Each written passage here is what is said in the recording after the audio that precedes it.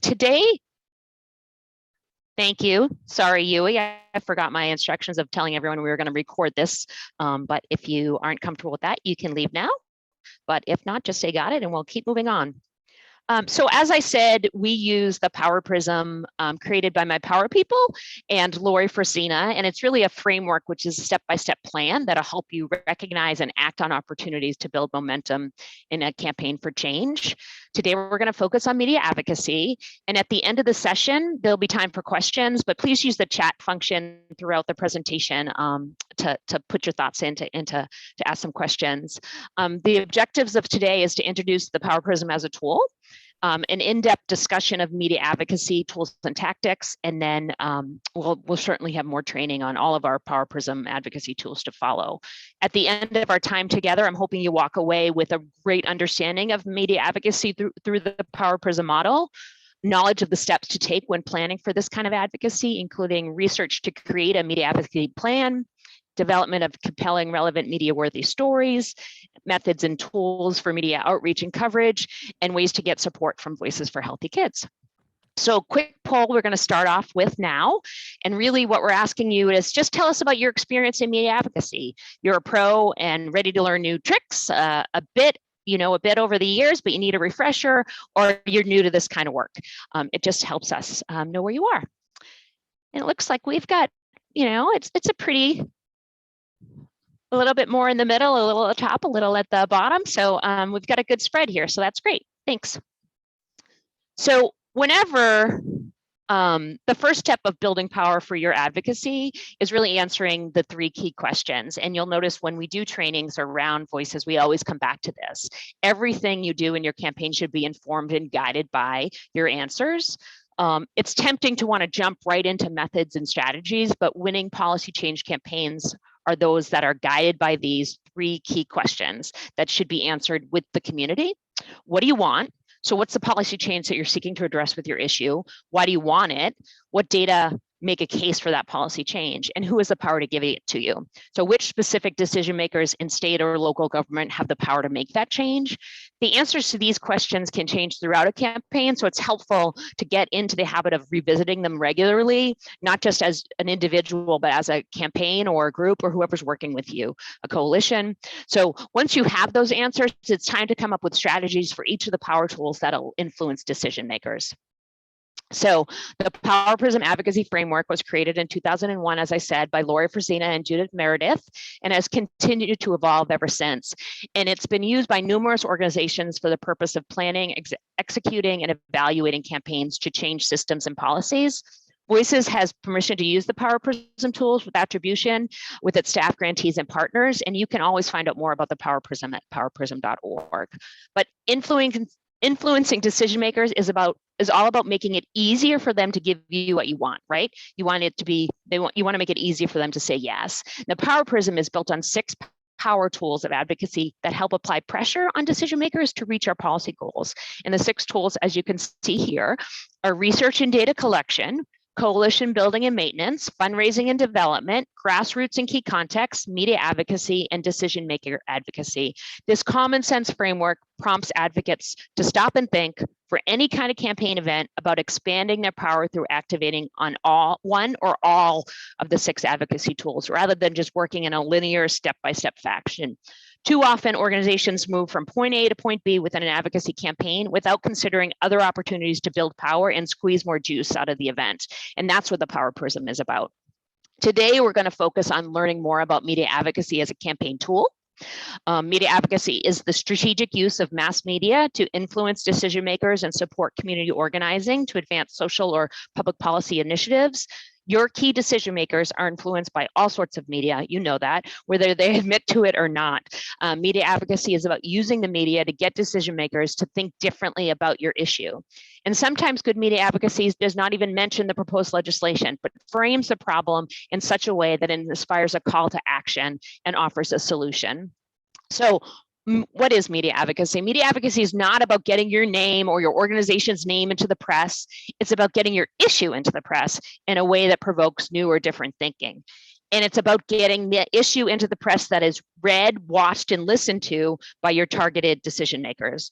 Our job is to get our point of view across through media coverage that exposes a problem we seek to fix, much like Shelley said in the chat box there. It spotlights a solution we seek to implement, celebrates one of our advocacy allies while tying into our advocacy goals or challenges one of our opposing forces. So media advocacy rarely feels like a big hug. Sometimes when it's done well, it makes people really uncomfortable. It highlights a controversy or should prompt decision makers to think and to act and to do something differently about an issue that's important to you. While media advocacy takes time, it's not expensive and it can have a big influence on key decision makers and other important to your campaign. For this training, we're focused largely on how to influence key decision makers through the media, but want to bring up some of the other valuable uses for media advocacy. And this can include informing the public about who and what really contributes to health problems, community deterioration, and the choices that individuals make about the behaviors that affect their health and well-being. Securing opportunities for your organization or coalition to talk about this issue from your point of view, gaining opportunities for community members to share their experiences and leadership on issues, creating urgency around your issues to inspire others to get involved and speak up. All of these are valuable and ultimately do build the goal of applying pressure to policymakers to change or institute policies that affect health and community development. So the first section we're really going to talk about is media advocacy planning. And good media advocacy is very effective and often it's free. Some advocates worry that their campaign budget has no room for media advocacy, but good letters to the editor, op-eds, and editorials require minimal resources and can have a big influence on key decision makers. They might take time, but they shouldn't hit your budget too hard. So no matter your budget, it's important to have a media advocacy strategy to move your campaign forward. Even if your campaign is deliberately avoiding media attention, which we know some of us sometimes do, having a defensive media strategy prepared will help you manage effectively if your work is noted by the press. So remember our third key question, who has the power to give it to you? We can dig in more by asking which specific decision makers have the power to make that change. Depending on your area, these decision makers may be leaders of committees that your legislation may be initially heard in, and city council leaders or other decision makers. It's different in every campaign. And in order to build effective grassroots advocacy and media advocacy, you will need to know who your key decision makers are so that you can identify the districts, areas of representation of those key decision makers. And this will help you start to build a plan to mobilize and think about which media is most active in that area and where they're reading and what they're looking at. You want to look at what groups and organizations and issues key decision makers are most connected with. This research will really help you build a group that can effectively advocate for your issue. Decision makers are most likely to listen to their own voters, we know that, as well as people they already know, and people have credibility with them. So if we don't want to leave those important influence on the table, we need to figure out who those people are. We all know that's called power mapping, and it's critical for our advocacy work. And I know sometimes when we're really busy and we're doing lots of things, these are some of the steps that we forget to take. So it's just an important reminder of how important power mapping is. You want to also look at previous media coverage. As mentioned, you'll want to have a sense of what the previous reporting on this issue has been. How's your issue been portrayed? Who are those who are speaking in support of the issue? Who's speaking against it? What are ways that you will need to reframe the issue or build on how it's already being framed? Which reporters are reporting on the issue like this? Knowing how your issue has been featured will help direct your media campaign activities. You can use social media as one of these research sources. Search on the hashtags that relate to your issues, such as, hashtag school food or hashtag tobacco or hashtag early care and others, and see what's coming up for reporting on those issues. While social media tools are here to stay in advocacy work, it's important to be strategic around their use. A social media presence is time consuming to manage well, and if decision makers or reporters are not using the same social media or paying attention to it, it might not be worth it. So you want to look at social media because it can be very helpful in your research and your outreach and your amplification of your media work. And we'll talk about that through the training today. It's important early on to also make sure that there's a ready media list that includes newspapers, television, radio, social media outlets, blogs of relevance to the issue that you're working on. It includes statewide and local media outlets that are relevant to key decision makers, local news outlets that cover the districts served by those key lawmakers. You want to target reporters who cover health, children and youth, and state house politics, as well as columnists who are most likely to cover issues of racial justice, which many of our issues directly tie to. Make sure your media list is diverse and inclusive of communities of color and outlets for audiences for whom English might not be their primary language. Make sure that you're engaging with members of the community who can speak that language and can be the direct tie to those media and those reporters, so that that news can go out in that language that will be useful for the people in the community. And make sure to include reporters' social media handles in your media list. While this training focuses more on gaining media coverage and putting pressure on policymakers, we just want to mention that media advocacy is intended to influence residents and employers to become advocates for change through the media outlets that matter to them as well. To that end, community newspapers, radio stations, and social media are also useful tools, and particularly critical in communities for which English is not the primary language. Coalition partners or other organizations that you work with may have well-organized communications team and may be willing to share their media lists as part of their give and get, but make sure they know you would only use this for the purposes of the campaign, not for your own organization, and being really clear about that and how you're going to use it and what the purpose is important. These media lists can also help you get a more accurate sense of who the right reporters are to send your press releases to or your press alert to. If there aren't media lists available, it will be important to put aside, to put into the plan work to create a list. You need to put aside the time to do that. If the campaign doesn't do this at the outset, you might get to a place where you need to send something out and then you're working randomly and not effectively. We've all done that and kind of been in a circle. And sending a release to the general mailbox at a newspaper is less likely to get traction than when targeted to a reporter that writes on these issues specifically. If your campaign partners have completed the personal relationship profiles as part of your planning, it will be good to go back and review to see if any coalition partners have media contacts. This information should get put into your media list. For example, if you're trying to get a particular news outlet to pick up a story and you know that one of your coalition partners has a relationship, you could ask them, or you should ask them whether they'd be willing to reach out with the press release information on the campaign's behalf. The next slide shows sort of that coalition worksheet. So we'll be sure to share that, a link to that in the chat box so you can access it. Looking at folks you've recruited to be part of a campaign, there should be both issue experts and lived experience experts that are part of your campaign. If you don't have them, now is the time to create activities to build that resource.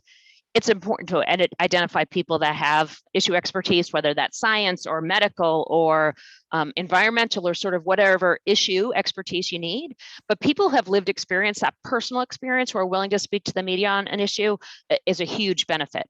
For example, if your issue is water safety in school, the lived experience expert could be a parent of a child with special needs who can speak to the effect of lead on behavioral disorders in children.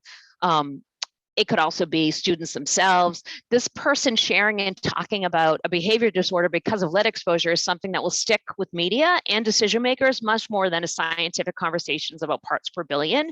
We know that stories, people remember stories, they don't remember facts quite as easily. And if you can only do one, you want to always default to that lived experience expertise. The human story is always the most important, and it's what people are going to remember and be able to recall. Depending on your issue, you may be planning around a legislative calendar. So plotting this 12 to 24-month legislative calendar into your plan early on may help you leverage important dates or events to elevate your issue. You should also look at the calendar with your coalition partners and discuss some of the events that each organization may like to engage lawmakers around and build these into your campaign plan. This could be your coalition partners lobby days. Plotting these days in the calendar gives the campaign a chance to work backwards to plan for what might be needed on those days. If not, it's very easy for a campaign to get a call the day before a lobby day from a partner says, anything you need me to do? And the answer is always yes, but there isn't enough time necessarily to make the most of that event. So with some advance notice possible, really showcase the need for the policy at multiple legislative events and get some decision maker attention. This could also be special events. For example, our Go Red for Women events in February. We want to think about leveraging this event for our campaign purpose. We want to think about connecting the theme to our policy issue and begin to engage lawmakers in December to attend the event or to have a special event and learn more about the campaign issues through the event. And every single nonprofit has something that they do once a year. Maybe it's a report that's released or a fundraising walk or an awareness month, whatever it is.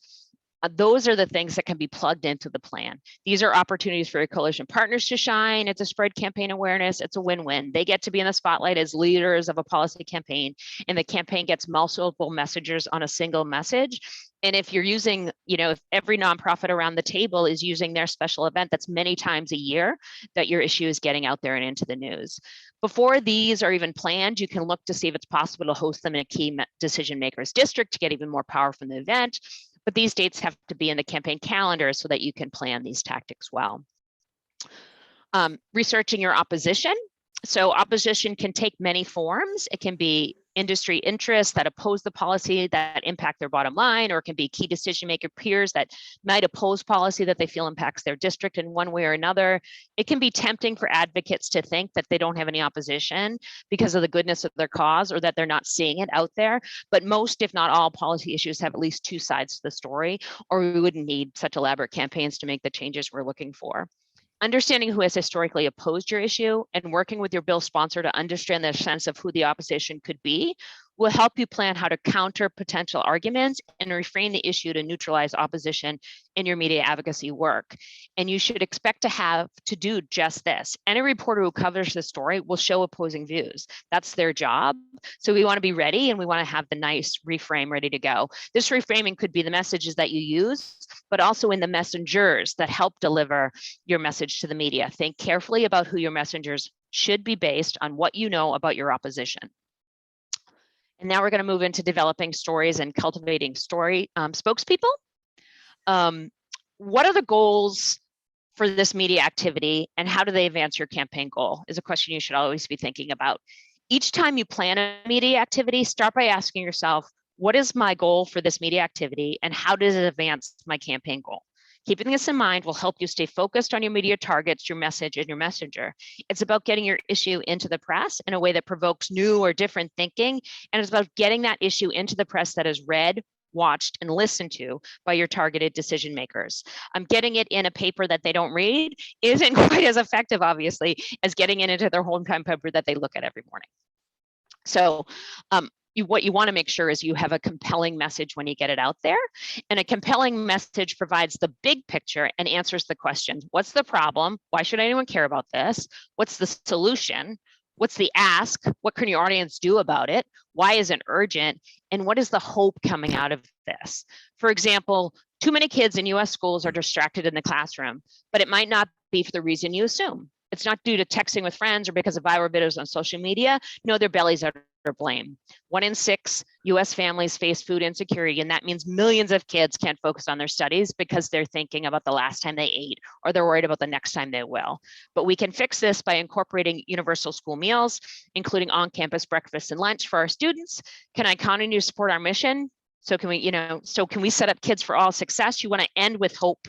And I should have said healthy school meals for all, but you all know what I meant. And then you want to be able to frame your message. Once you know which media outlets you're targeting, you want to think about how you'll frame your issue. When we get our issues covered by relevant media in a way that supports our advocacy work, by framing the problem or our proposed solution, our campaigns are more likely to succeed. Essentially, it means framing your issue in a way that makes it newsworthy or relevant, showing how your issue affects real people, or showcasing momentum or support for your issue. To be effective, this must be done in the media outlet that's most important to your key decision maker. Media, as I said before, it rarely feels like a big hug, media advocacy. Sometimes when done well, it makes people feel uncomfortable. But what you want it to do is make people think and want to act about an issue that's important to you. It's not about getting your name or your organization's name into the press. It's about getting your issue into the press in a way that provokes new or different thinking. And it's about getting that issue into the press that is read, watched, again, by your targeted decision makers. Successful campaigns not only develop messages, they create media-worthy stories to help reach and convince decision makers. Campaign managers and those in charge of campaign communications will need to strategize on how to make the story of the campaign and things that happen along the way newsworthy. There are a lot of great storytelling tools out there. One of our favorites is Storytelling and Power of Making Headlines from M&R Strategies. We'll be sure to share that. And it lays down the 5 must-have elements of newsworthy stories. The 5 must-have elements are personal, explain how a person's life is affected by the situation. It's relatable. Is there something in this story that people can connect to by imagining what they would do if this happened to them? It's surprising. What about the situation is different than what people might assume or expect? It's relevant. Is the story connected or related to something currently happening locally in your state or in the nation? And it's timely. What makes now a good time to tell this story? Is there urgency? While these 5 elements, essential elements of media-worthy stories can help guide you, finding the surprising element in any part of the campaign story is critical. This surprising element can be something about the personal story of one of your advocates. It can be related to someone unexpected getting involved in your campaign, anything that might surprise an audience or runs counter to what people are expecting. Campaign managers, when you are sorting through personal stories of people involved in your campaign, look for stories that surprise you. That will be a great media hook. We want to build relevance to your target media. As you think about your message and media outreach, it's important to ask yourself, what makes this news for the media outlets that your decision makers care about? An event that draws because of location, who is attending, or what is happening. As you plan events, think about how to add power or draw based on the location of where they are. For example, can you host it at an important location within the district of your target lawmaker? Can you invite someone who might be intriguing to the media so they'll attend? You want new local information that will matter to readers and viewers. This could be many things, including new data that reveals something about a community's health or experiences with an issue, an external event that impacts what's happened to a community or a group of people, or anything else that is something new or surprising that reporters want to share with their readers or viewers. Relevance due to a local organization or local citizens' involvement or story. If a local organization or advocate is involved with the campaign, reporters might want to feature them or their work. Once you know your target media outlets, you may want to think about which organizations and advocates live in those areas and will be willing to speak to the media or share their story. You want to tailor your message to the target media's audience. Different audiences require different messaging. For example, messages for a progressive audience may be very different than for a conservative one. And that doesn't mean they're not both true. You're just framing your message in a different way to make sure that it'll be helpful. And that's where media research will be really helpful in figuring out who is the audience for that media that you're going after. What has the media outlet printed in the past about your issue? Has it changed over time? Who are the messengers or personal stories that would resonate? Remember that your ultimate goal is to persuade lawmakers through media coverage of an issue. So think about who your key decision makers are and what they would respond to. You want to consider messengers. It's always super important to consider your messengers when you're conducting media advocacy work. First and foremost, it's important to have at least one personal impact story that you can share with the media to illustrate the importance of your campaign issue. Without this, your issue will not resonate in the same way. But you also need to think about who your spokespeople will be for any media coverage. It may be you, but there may be others within your organization or your coalition or the community that might be more effective in conveying your issue to the press. Or it may be a coalition partner that is located in a key decision maker's district. Amplifying a relevant voice could have a huge impact on your coverage and the effect that it has. Also, make sure that you're thinking about your coalition partners all the time. Are there partners you should include in a press release, in a press event, or other media outreach because their participation will increase likelihood of coverage, improve your ongoing relationship with them, or increase the campaign's credibility with decision makers? Sometimes it's easier to just do it by yourself, but taking a little bit of time and planning out and making sure those partners are with you will just make it more effective. It's critical for all campaigns to pause and make sure there's a community voice and in policy work intended to solve issues within those communities. It's very important that we don't overlook it in every capacity building opportunity, including media advocacy. This is especially true for those opportunities that can build one's own ability to be a better advocate in the future. So trainings, media briefings, editorial board meetings, press interviews, those experiences and more can effectively begin to transfer power into the hands of the people most impacted by health disparities and systemic oppression. In some cases, this may require multilingual outreach and other translation service, but thinking about compensating a community-based partner to assist in strategizing and executing these efforts, it'll really just serve you in the short and the long term. Community-based organizations and voices are critical in media advocacy as strategists and spokespeople and should be part of this work and the part of the decision making. We want to talk a little bit about highlighting personal stories. One of the most effective ways to advocate for a policy or system change is to share real stories and to illustrate the problem we're looking to solve. lawmakers will receive all the facts from the campaign, but they'll need to connect with the issue on a human level to be convinced. They want to feel something. Real people who have personal connection to the issue are critically important to convince decision makers, the media, and voters in general that change is needed. People that are willing to share their personal stories and connection to the issue are extremely helpful in advocating campaigns. Not everyone will feel comfortable sharing their story, but if you have an opportunity to build relationships and trust, the more likely people will be willing. For advocates that are willing to share their own personal connections, you can use a worksheet. It's called Telling Your Own Personal Stories. We'll put the link in the box to help them bring forward their stories. Some people might feel comfortable speaking their story publicly. Some may only want to write it down. It's really up to them, but you can talk to them about ways that stories can have an impact on the way lawmakers think and figure out easy ways for them to share it. Remember that the story is there, so you need to ask permission before sharing it in any way. Also make sure to have versions of the worksheet in languages that may be spoken by grassroots and advocates you're engaging and looking for them to share their story. For in-person trainings, this exercise works best when directions are given in the advocate's primary language, so be prepared in advance to offer translation if needed. But it's another great opportunity to connect with specific media that may serve those languages. And then ensure that when you highlight these personal stories, you provide the context, right?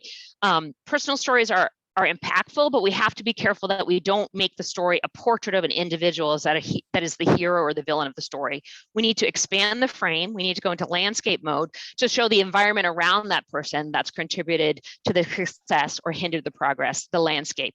We see this all the time. We love to read the weight loss story, the person who overcame the odds to start a successful business. When we focus solely on the individual, we run the risk of leading people to think that anyone can have this outcome if they just work hard enough.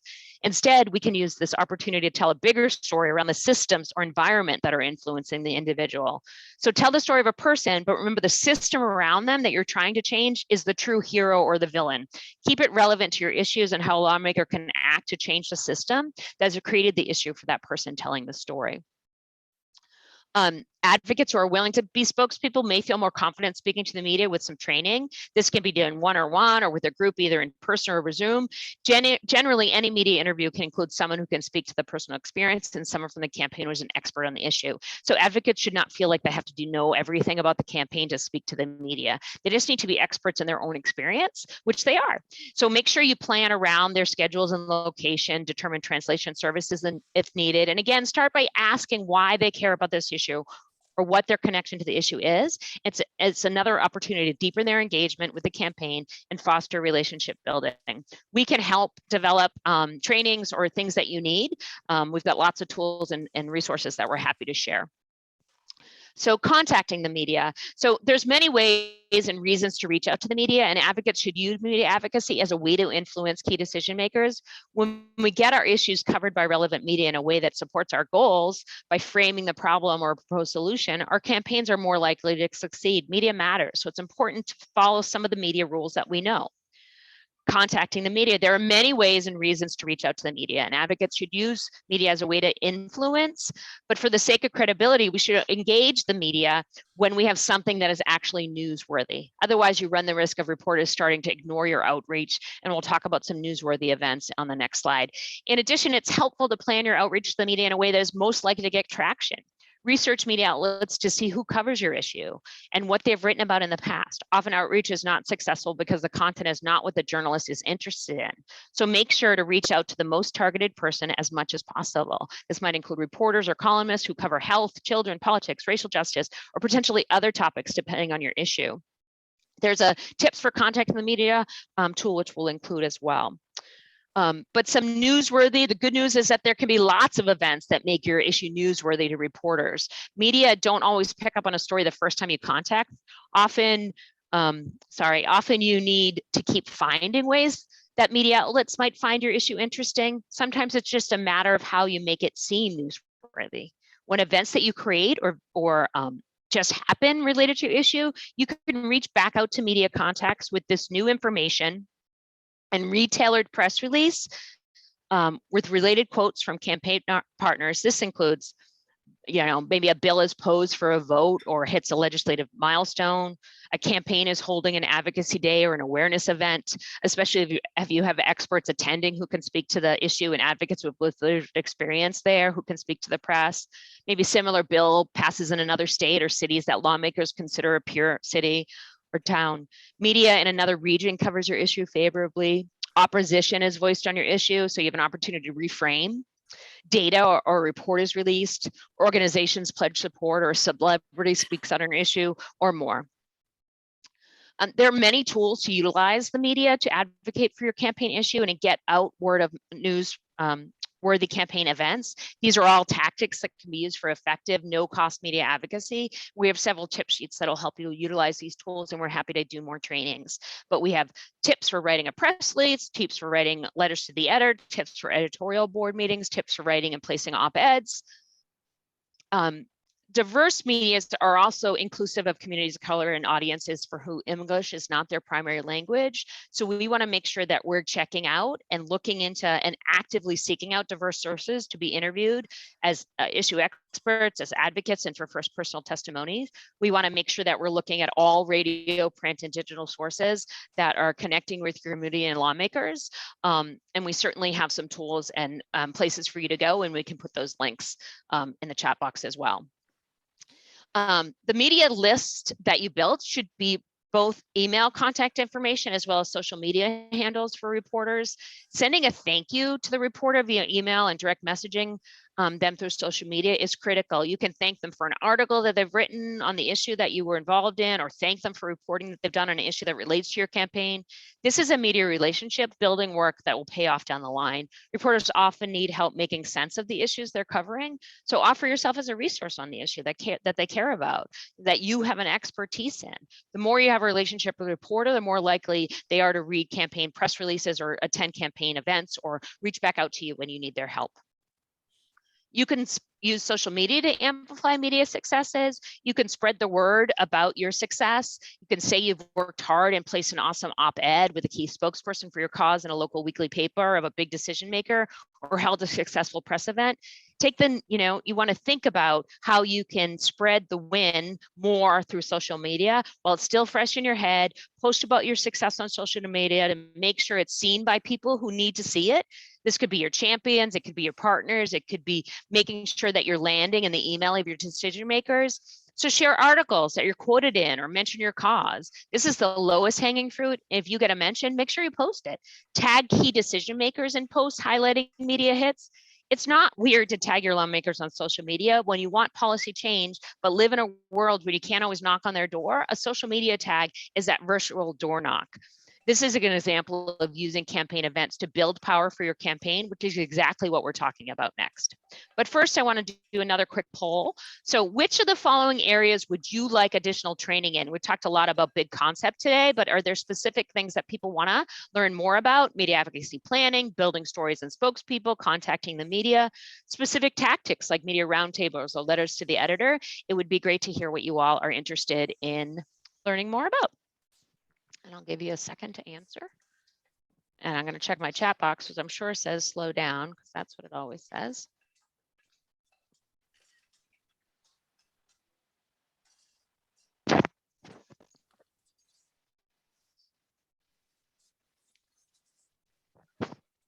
Great. So it looks like we have a pretty good split there, but I will certainly schedule some time for some specific trainings around media roundtables, letters to the editor, and editorial board meetings. I know we have a mix of voices, partners and collaborators, some grantees. We also have some AHA staff, so we can figure out what's the best way to deliver those trainings to all of you.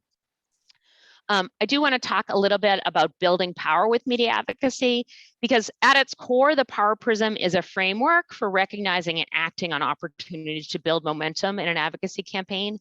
When we refer to an internal or an external campaign event, we mean this. An internal campaign event is something that you are doing as part of your campaign work or strategy, such as releasing the results of a poll or recruiting coalition partners or holding an advocacy day. An external campaign event is something that happens, good or bad, outside of your control. So this could be an editorial on your issue, the passage or the failure of similar legislation in another state, or proposed funding cuts. The power prism, this common sense framework prompts advocates to stop and think for any kind of campaign event about expanding their power through activating any or all of the 6 advocacy tools, rather than working again in that linear step-by-step fashion.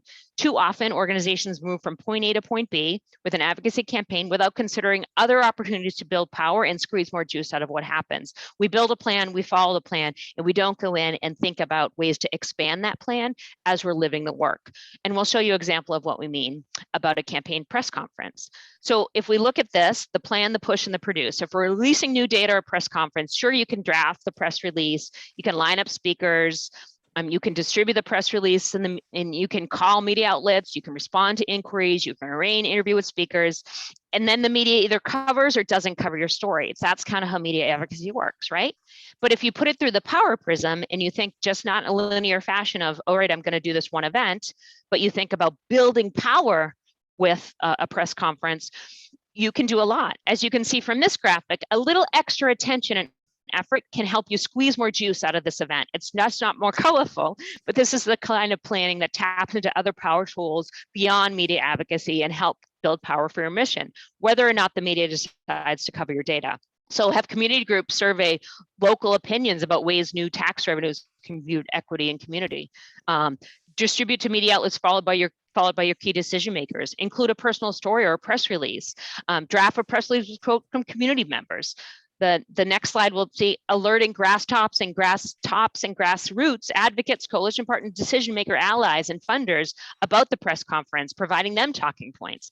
Asking coalition partners to follow up with media they know best, including non-English language media.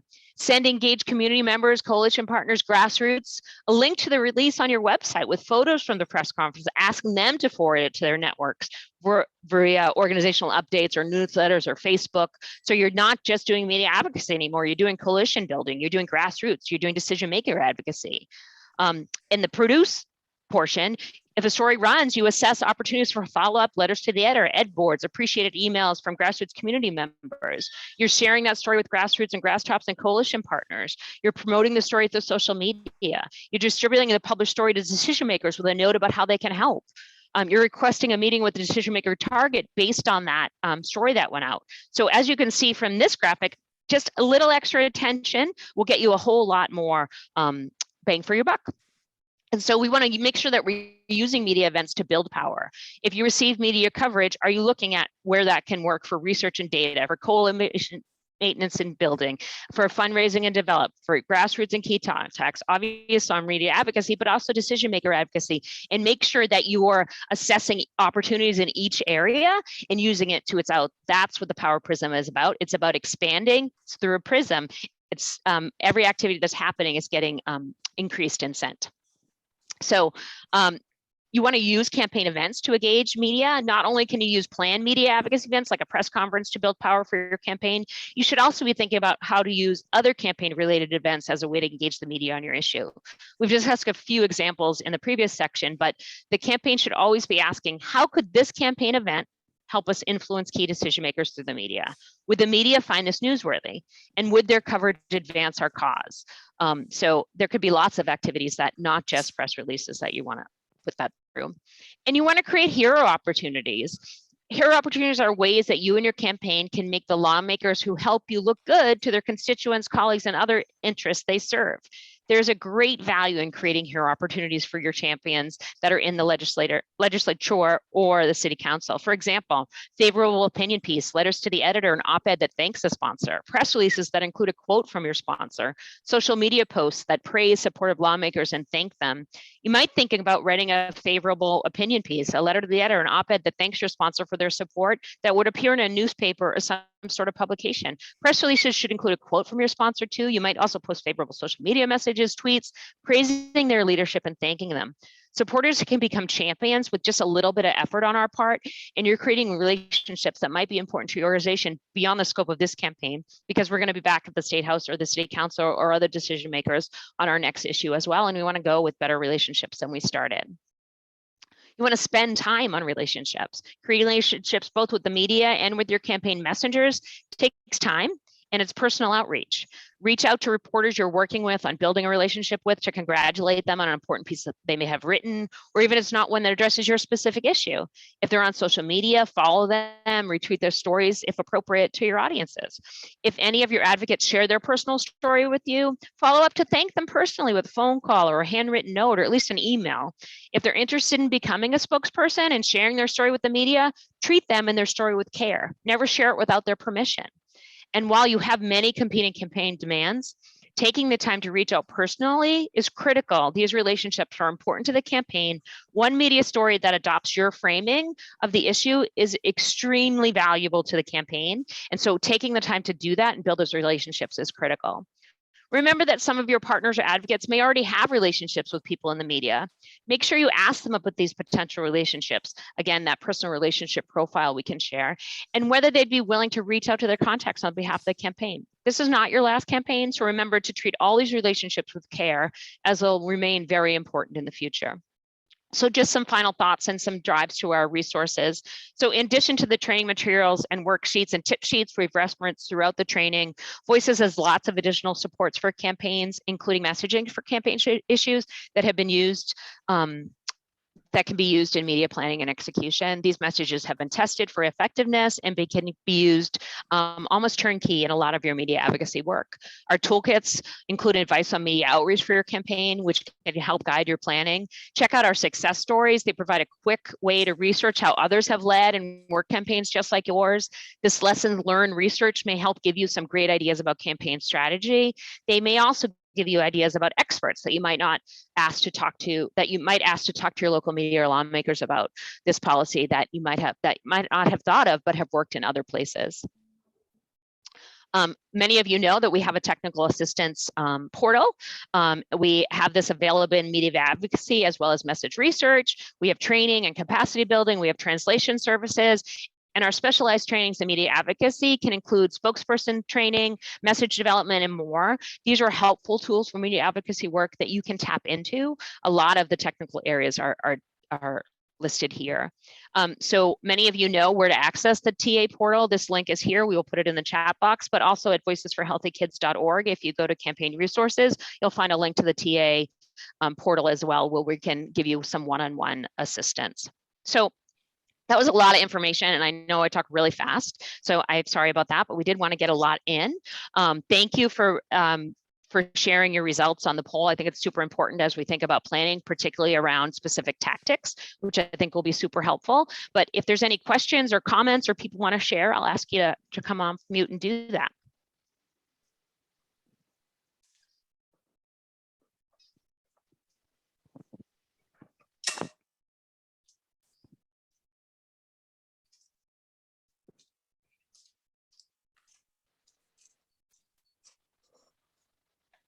All right, anyone have a good media advocacy story they want to share before we break then?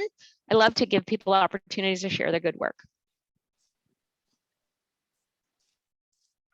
And I see some of your faces and I know you have some stories.